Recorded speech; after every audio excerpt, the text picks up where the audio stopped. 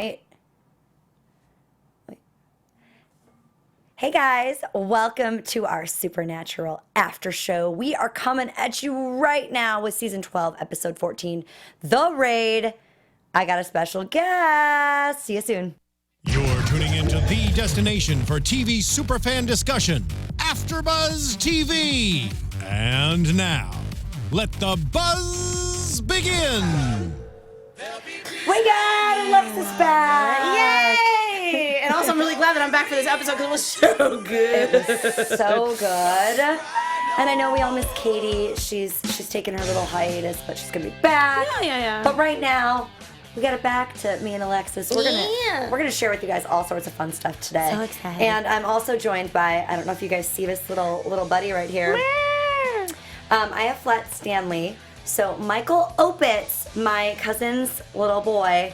Flat Stanley's joining me today, and he's on quite the adventure here at the AfterBuzz Studios. Nice to see you, buddy. I love his tie. I know. He's very Fred Flintstone-y. No, I like it. He's So anyway, he's here in the studio with us. Alexis is here with me. Yeah. I'm Lyndsey Wegner. You guys can tweet me at Lyndsey Wegner. Thank you so much for joining us. I'm joined by Alexis Torres. Hey, guys. You can find me all over social media at atorres890.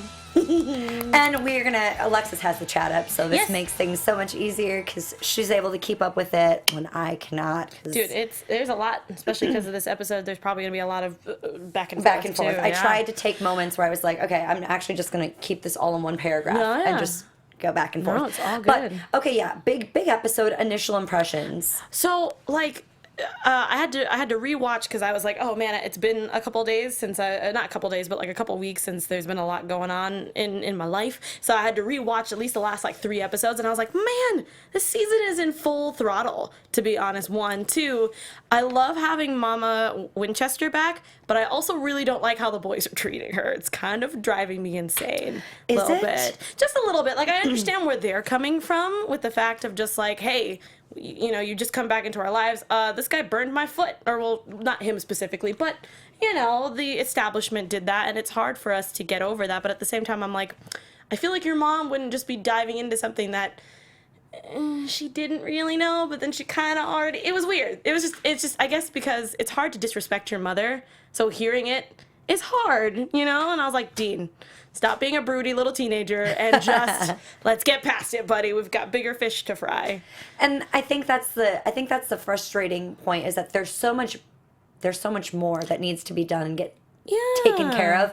So this is small potatoes right now, is what it seems to us. At the same time, it's a betrayal. Yeah.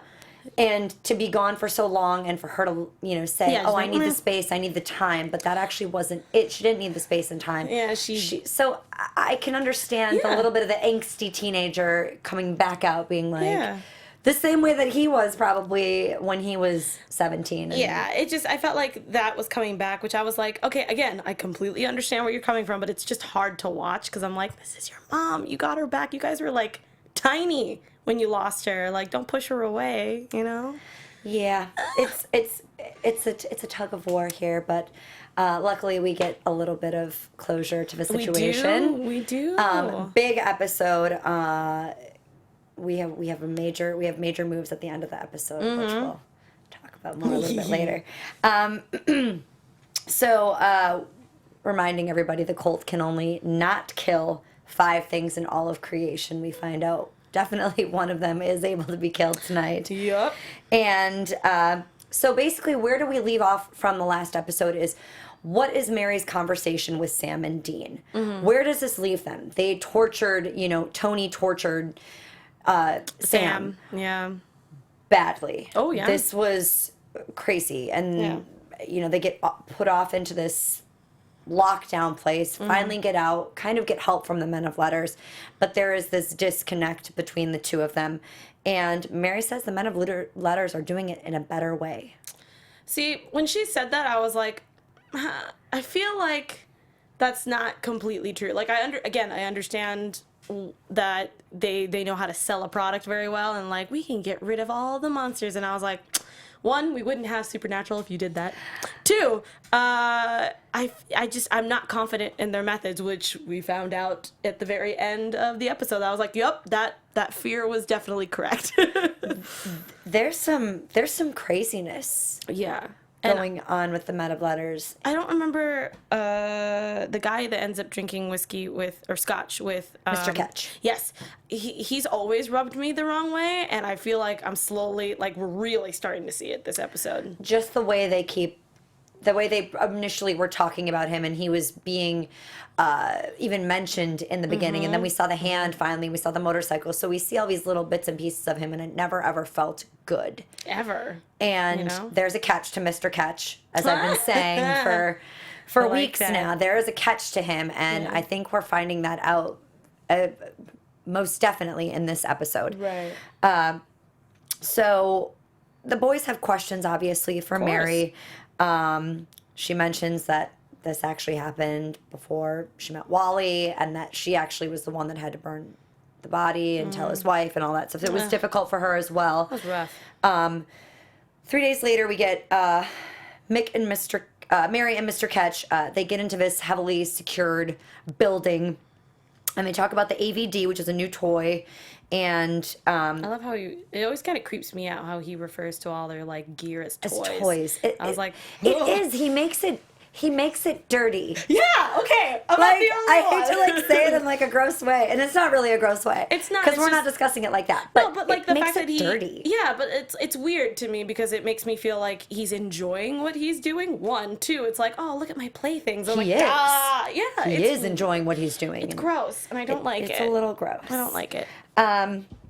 He asks Serena to unpack his bag and take it to the armory. She mentions that she has 3 PhDs, and she's annoyed with the fact that he's putting her to, like, some secretarial work. And we see Mary looking out at her outgoing apology text to Dean. Oh, so sad to And watch.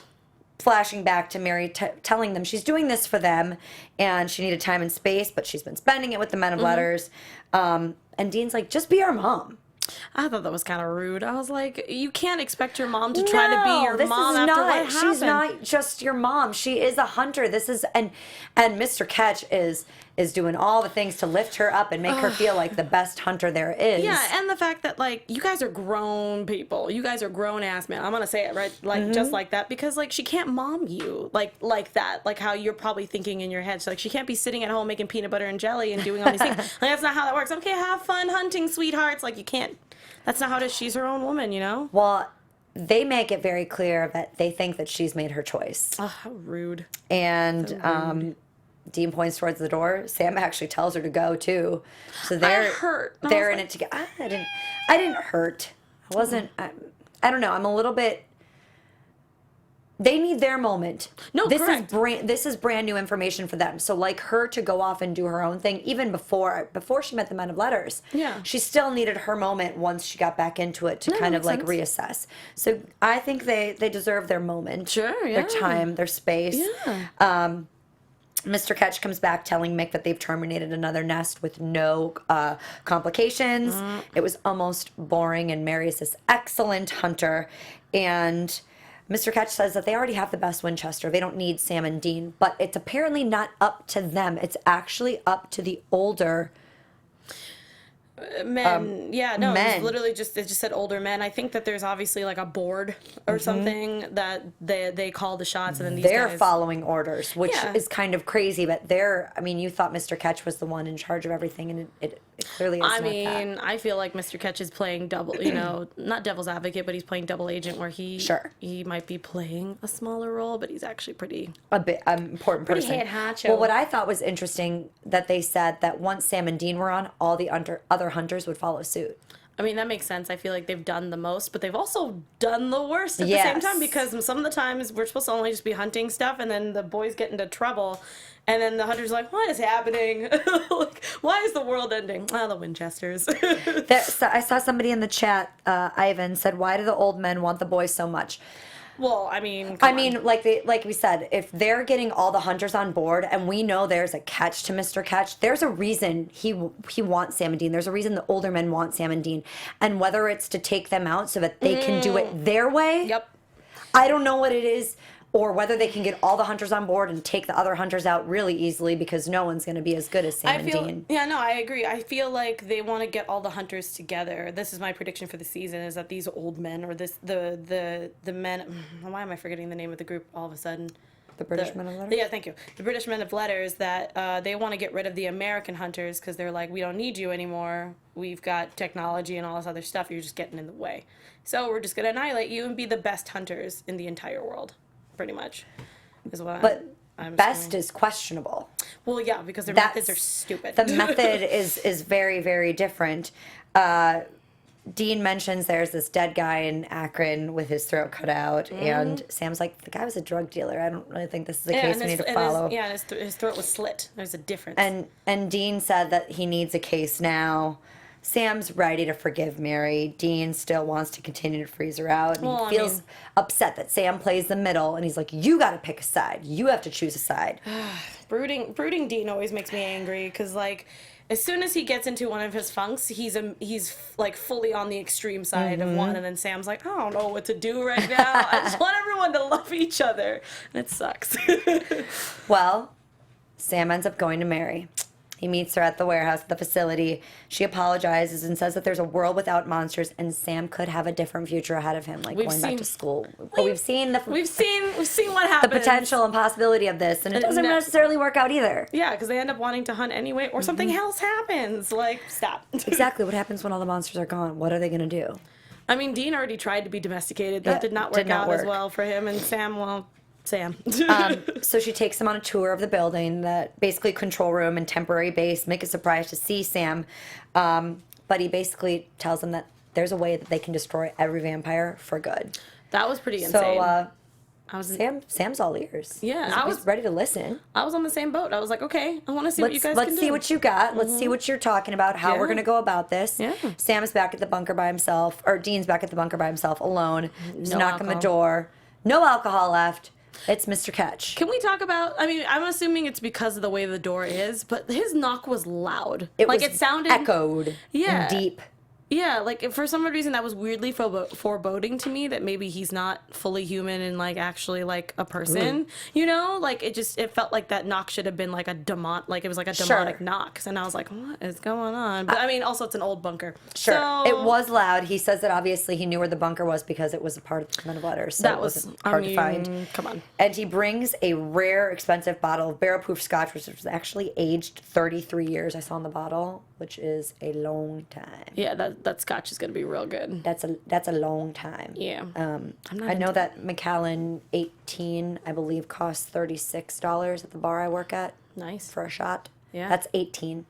So it's almost doubled. So yeah, for the 33. So it's going to be a couple $100 for a shot. Which if you go to like a well-known, like, not liquor like store, but like one of those like really fancy ones, you can buy stuff for that's $100. Sure. That's you can buy it for a couple $100. It's like buying a bottle of Louis Trey or whatever. Oh, jeez. Crazy. Yeah. So Mick ends up beginning this meeting without Mr. Catch. He's wondering where he is, but he begins the meeting without him, introduces them to Pierce Moncrief, who's a hunter out of Baton Rouge. They also introduce Elton Moorhead, who's in weapons development, and Serena Coleman, who's the head of security. Basically, at the beginning of their operation, there were 241 vampires. They've now cut that number down to 11, and that's in this Midwest region alone across the 12 states. It's insane. So they've got it down to this one nest, which is basically located in, like, Wichita. Yeah. And they treat the vampires like terrorists. I mean, going after the mate, which I was like... That's never good. I was like... Jesse! Wow, okay. They're not going to decapitate them. They're going to go after the alpha. When they find the nest, they wait and watch. They determine its size and relationships with other vampire groups, and they assemble a team to wipe them out, which I do actually think that whole research part of it is great. The problem is when we're watching these episodes, the boys don't have enough time to do all of that research to kill something. They're just going to go in and do it. Yeah, I mean, like, I love the fact that we have the dynamic of doing the run and gun aspect with the boys and Mary to a point, and actually Castiel, especially in the past few episodes.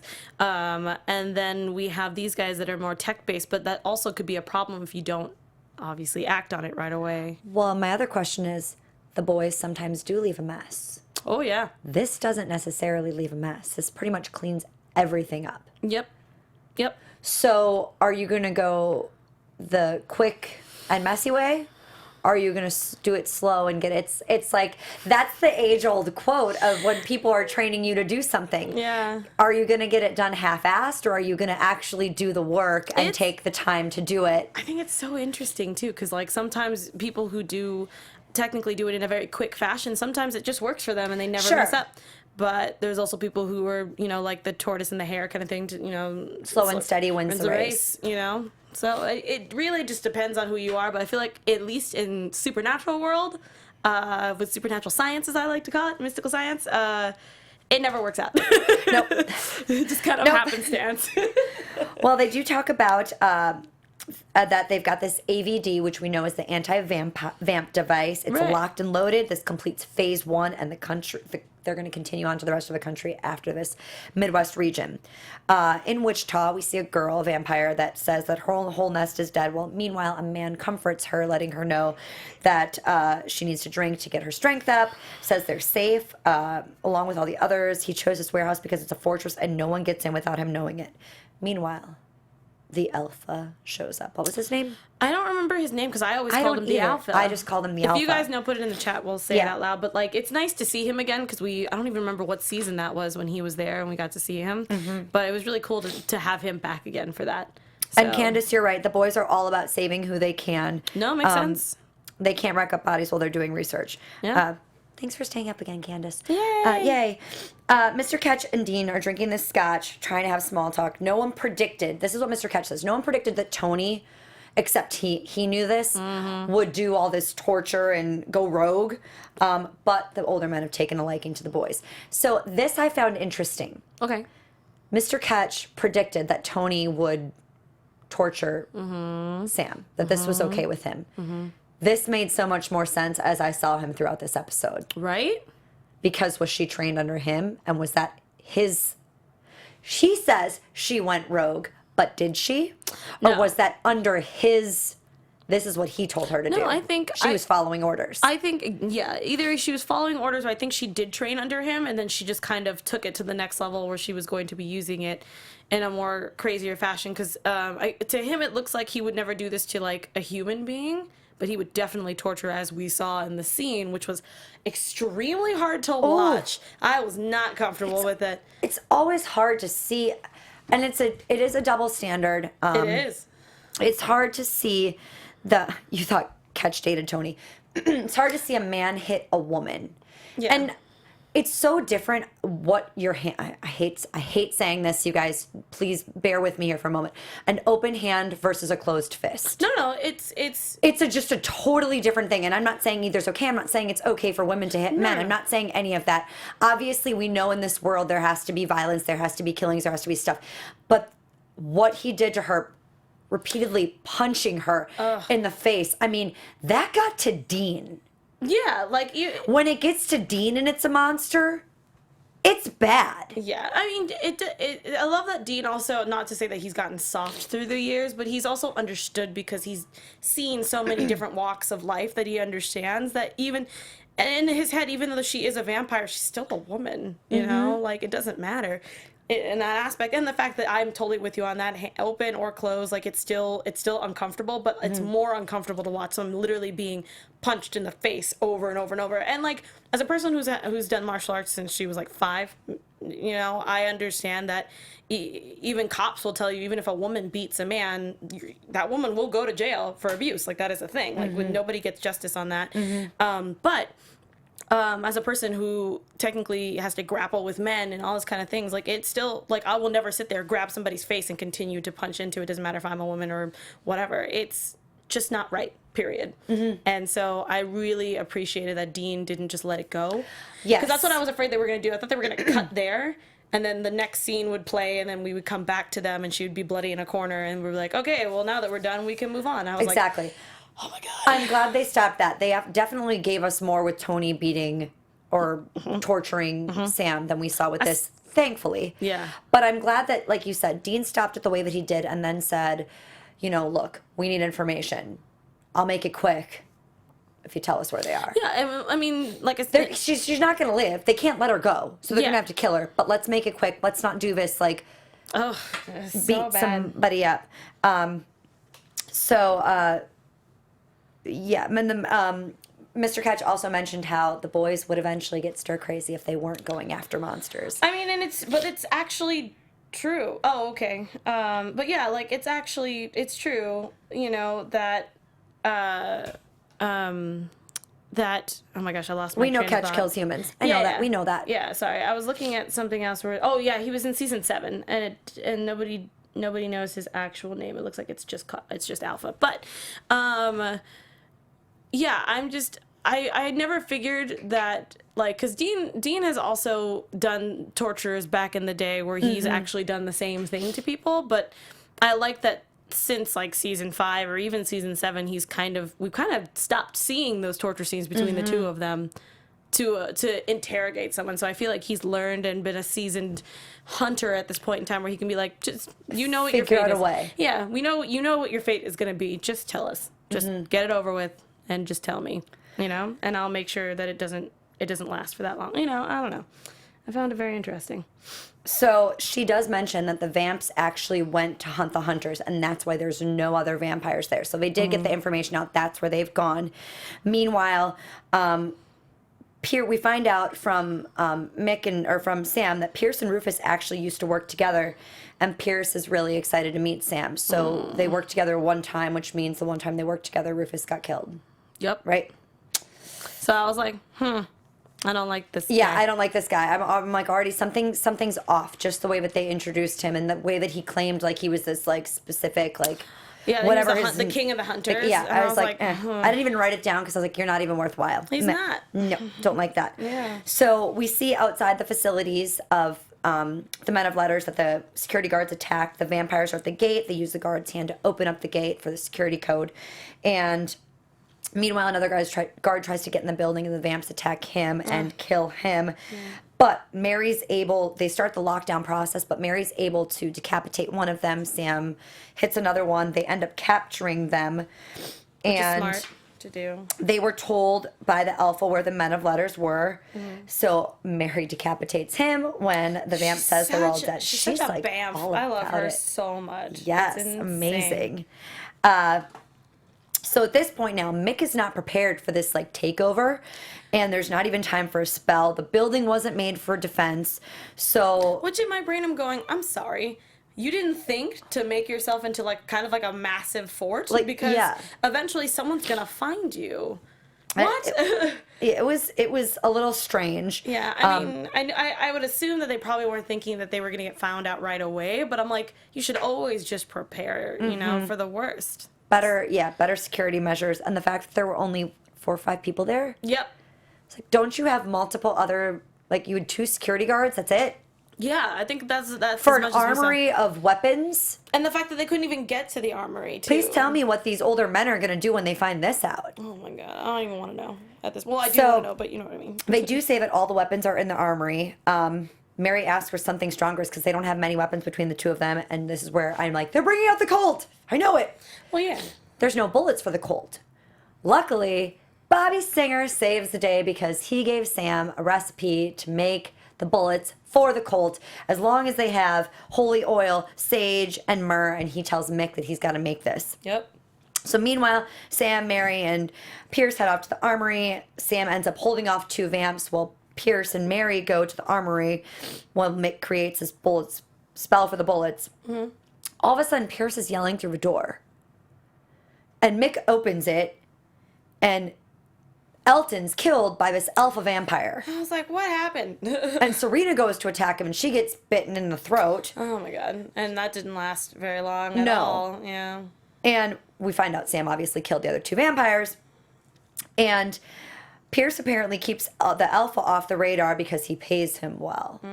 Yeah. Child support, I guess, or what do you say? What do you say? I don't Child support or remember. alimony? I think it was alimony. Yeah. So Pierce led the Alpha right to the Men of Letters, and the Alpha's mad because so many of his children have been killed. No one cared what happened in England, but now in America, he's pissed. He's mad. This is his home.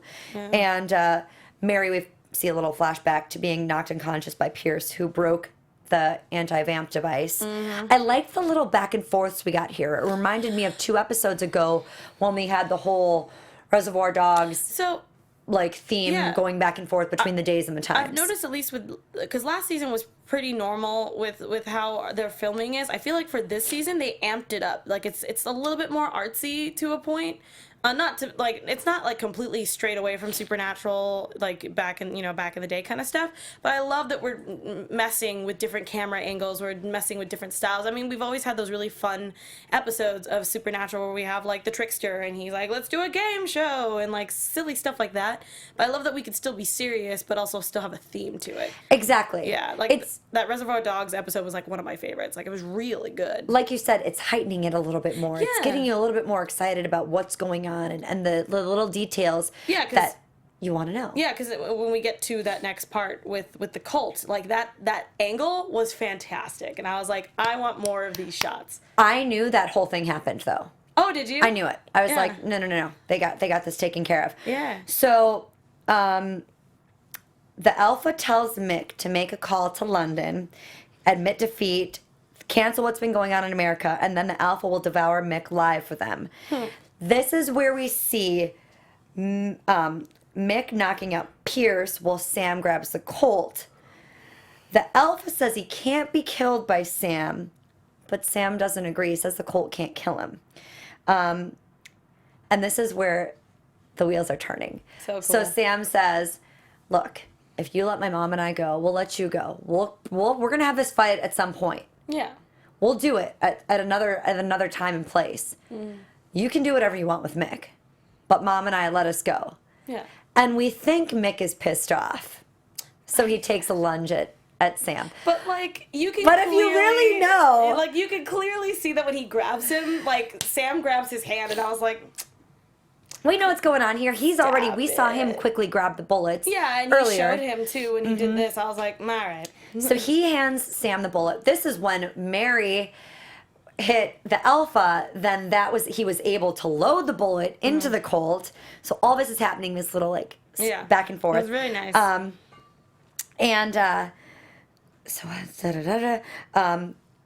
Sam cocks when he says we both know there's no bullets in that gun. Sam cocks the gun. And shoots him right in the head. And that's what I was saying. That shot of from where Sam was in through the bullet hole and out, and then watching him like smirk to the point where he dies. I was like, this is insane. Also, Supernatural. I love this level up with your filming. It's so good. Awesome. It just keeps getting better and better. Oh no, I can't wait. I can't wait for the next few episodes. It's gonna be fantastic. When we come back from commercial, Mary mentions that they killed a few more vamps, but a couple ran and they're still out there. So we haven't completely cleared out the Midwest region. I didn't think they were going to tonight. No. But we got a bunch of them. Oh, yeah. We got a bunch. Good amount. This is when Dean and Mr. Ketch arrive, and Mick's upset that Mr. Ketch wasn't there. People died, and there's no remorse or sympathy for Mr. Ketch whatsoever. Nope. Yeah, that's what I'm saying. That's why I feel like he's just not human. I mean, granted, he could be just that type of human who just doesn't... Yeah, he's just soulless or something. You know how like when Sam was soulless, yes. You know? So I feel like he might be in the same boat, maybe. There's some sort of like robot type situation going on. I don't know specifically like what the details are of why he is this way. Maybe he had like a wife and kid. They died by some sort of demon or monster or whatever. So now he's like on this weird rampage to just cause havoc. But at the same time, I also feel like he must have done a deal with somebody. I think a couple people have said that they want to know the backstory behind Mr. Ketch too. Hell yeah. So I mean, that would be great to get a little bit of more of what happened there so that we understand him a little bit better. But we may not, as an audience, want to understand why he is the way that he is. There may be no sympathy for him, especially with the way things are going and seeing how he's acting. I feel like I would like to. If they don't, I'm not going to be upset. It's just that, you know, he might just be pure evil. For we all we understand Rowena's backstory and why she did what she did last week to Fergus. Oh, man, and I know some of you were upset with Rowena. At the same time, some of you were like, well, this serves him right. But also, I mean, to their anger of that, I think Rowena did a really great job because she's also still a mom. Like and also you took her kid away. And it was heartbreak for her. Yeah, like too. You saw that. And we know that family. Like, come on, guys, they're built on revenge and getting payback. Like that's like their thing.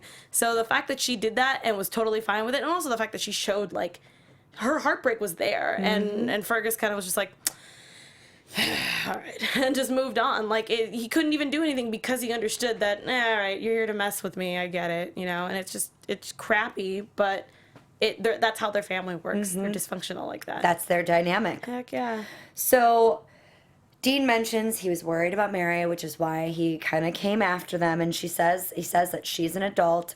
She's going to make choices that he's not always going to like. And we see the other side of the parent. Yeah. We see the kid a little bit be having a parent moment where, I mean, I'm sure all of our parents have said to us at some point, I don't like the choices you're going to make, but you have to learn on your own. Yeah, it's true. You got to make these decisions.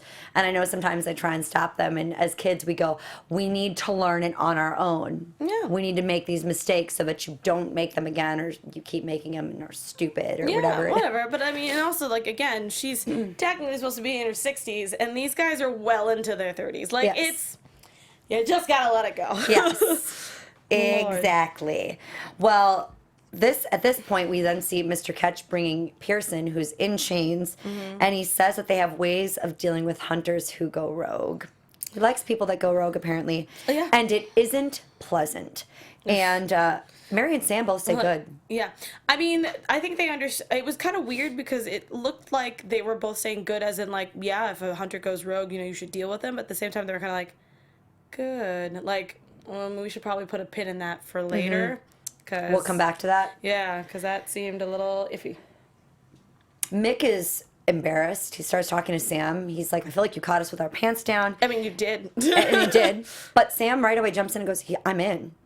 He's in. Well, because I feel like he can use this technology to his advantage, and he can teach them to be better at what they're doing instead of just relying Exactly. I think on people who've never hunted. I think the ways that Sam and Dean work, if they can work together and there isn't a catch to Mr. Ketch, I think it's going to be better. I far prefer Mick over Mr. Ketch. Oh, yeah. Come on. There's some goodness there, and there's some understanding, and him feeling bad because he's like, we lost people.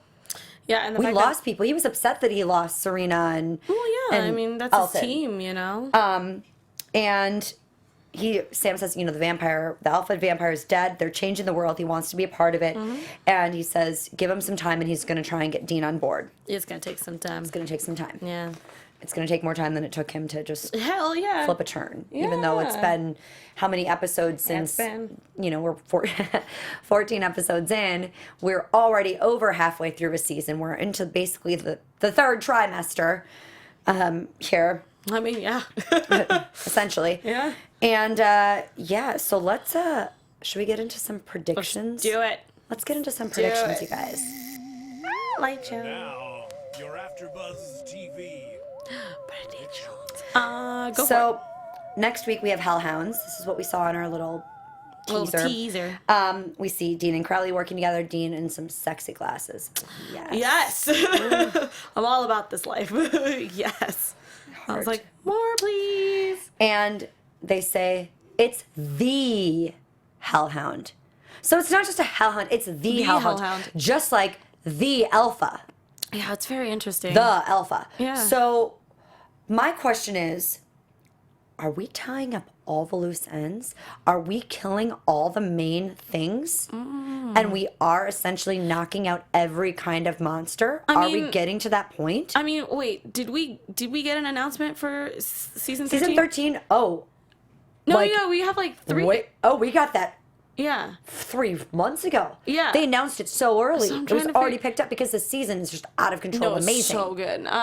Because I'm trying to figure out if they decide to do. Let's say they decide to kill all like the main people, like the main ballers of the supernatural world. What do they do after that? Well, that's where. I mean, we think next season they're going to be fighting the Nephilim or figuring out what's going on with this. That's going to be the basis of Lucifer's child, whether it's good or bad, if you know what exactly is going to happen there. But then we miss out on these Monster of the Week episodes because once you kill off all the monsters, what's left to do? Unless this Nephilim creates something new. We're also 14 episodes from God and Amara. I mean, that's leaving, true. Going on hiatus. Yeah. So they could come back. What's happening there? But we also see Lucifer and Crowley. Lucifer certainly is. I mean, yeah. On his game. it's just so weird to see. I mean, it's awesome to see. I can't remember the actor's name off the top of my head, but it's Mark good. Pellegrino. It's nice to see him back as Lucifer. him. It's awesome. As soon as that episode ended and I got to see him in his original vessel, I was like, yes, I missed you. But yeah, I feel like because the fact that we are, at least for my prediction, because we're killing off all the main dudes, I think that, well, not dudes, but you know what I mean, that I feel like, one, yes, it could be open for a new door. Also, we might end up going down the route of, I mean, maybe not killing humans, but dealing with the British men of, oh my God, letters. Taking that over, figuring that out. Yeah, because I feel like there's a lot of seasons on different shows right now that are like, here are the monsters that we usually have to fight, but now we have to deal with humans, you know, kind of thing.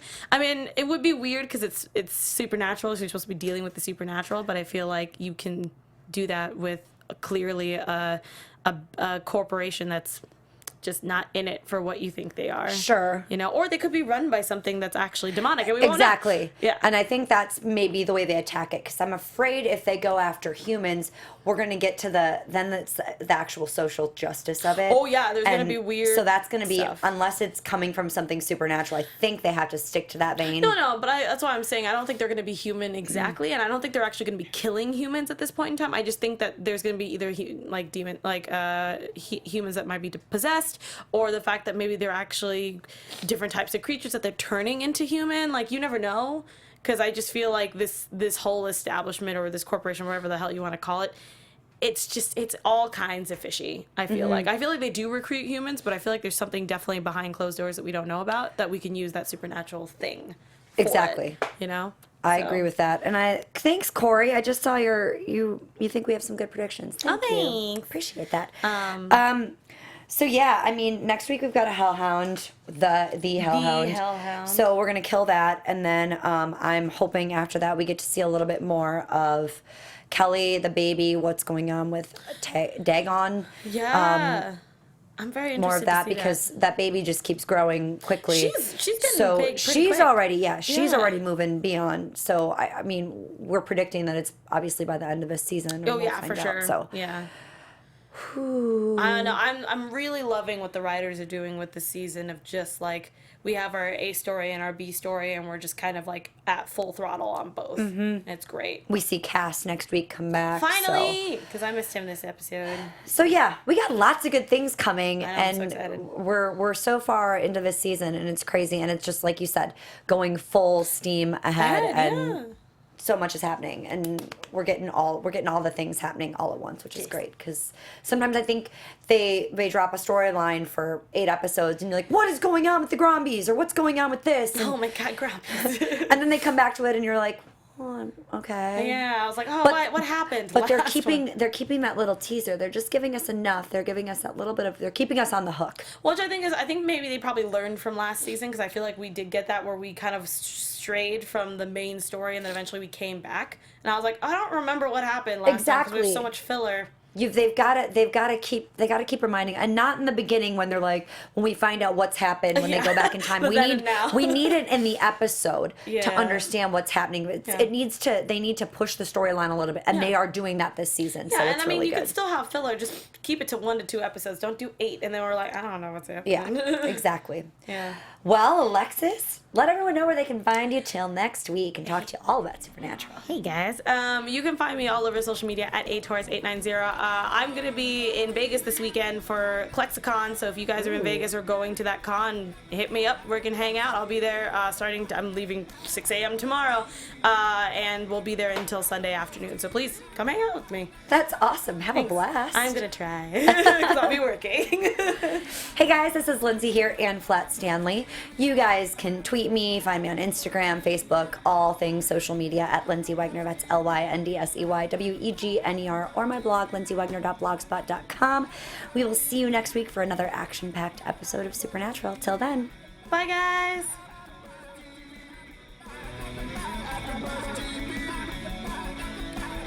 From executive producers Maria Menounos, Kevin Undergaro, Phil Svitek, and the entire AfterBuzz TV staff, we would like to thank you for listening to the AfterBuzz TV network. To watch or listen to other after shows and post comments or questions, be sure to visit AfterBuzzTV.com. I'm Sir Richard Wentworth, and this has been a presentation of AfterBuzz TV. Buzz you later. The views expressed herein are those of the hosts only and do not necessarily reflect the views of AfterBuzz TV or its owners or principals.